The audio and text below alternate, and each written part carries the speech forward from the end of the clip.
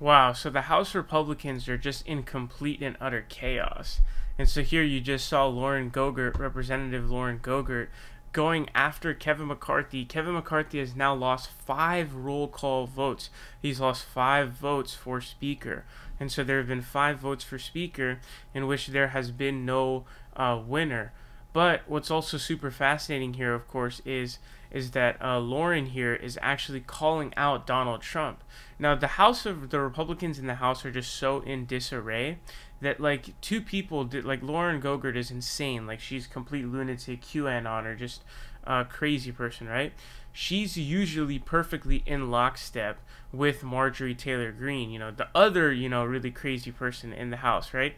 The really crazy QAnon Trump person. But it appears that Marjorie Taylor Greene was disrespected. She felt disrespected by the people, these protesters, like the Freedom Caucus people, because she was saying, oh, like they're getting all these concessions for themselves, but nothing for me. Because she got stripped of, I believe she got stripped of all of her committee assignments. And so that's a big deal. When you become speaker, you control committee assignments. So that's a huge political move. And it's huge because it impacts legislation a lot.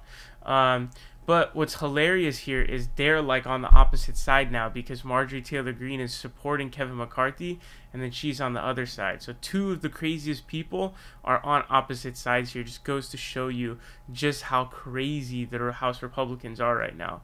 And then also you just have a situation here in which it's interesting because it goes to show you the weakness of President Donald Trump. If Donald Trump doesn't even have the, exertion control over another lunatic like Lauren Gogurt, think about how crazy that is. That's absolutely insane, right?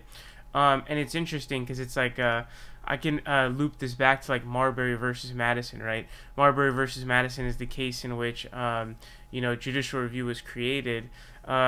Chief Justice Marshall was scared because he didn't actually want to really send out he didn't want to say that he could issue a writ of mandamus to force the new presidency, the Jeffersonian presidency, to give those certifications to Adams's outgoing secretaries that he had chose, because they weren't gonna enforce it because he knew that he didn't have the power to enforce it. So he's like, fuck, I have to find a way to make it so that I don't have the power to do this, because otherwise I'm gonna look like a bitch.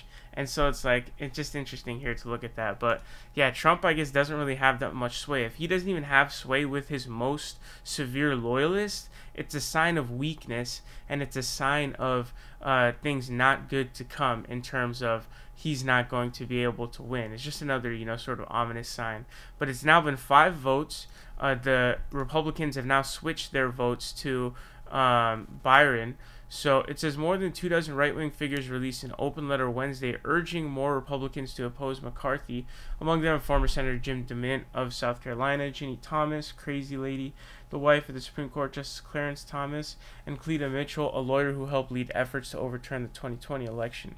So this is, they've now switched to Byron Reynolds, who's the Republican from Florida, or Byron Donalds, sorry. I talked about him yesterday, Byron Donalds. He is now the person who is actually they're switching their vote to, away from Jim Jordan. And so they're not able to, McCarthy is not able to get it, 212, 201, Donald 20.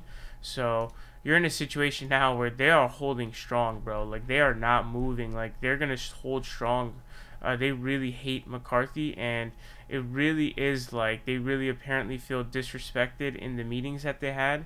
So as of right now, it looks like whatever he did didn't really work out in terms of whatever his strategy was to consolidate the vote. So just crazy stuff going on right now. 5th ballot fail again. So who knows what's going to end up happening? How many votes is this going to take? It's a lot, because these people are crazy, and they they fend off of this stuff. But hopefully the Democrats are good at marketing this, and hopefully the American people, hopefully they don't need to market anything. Hopefully the American people just understand, yo, look at the Republicans. Do you want to vote for these people who can't even govern barely? Dude, the House can't do anything. New House representatives can't even be sworn in until the Speaker is chosen, if I'm not mistaken. So it's think about how crazy that is. The whole House is entirely paralyzed until the Speaker is chosen. So it just goes to show you how crazy and disarray everything is.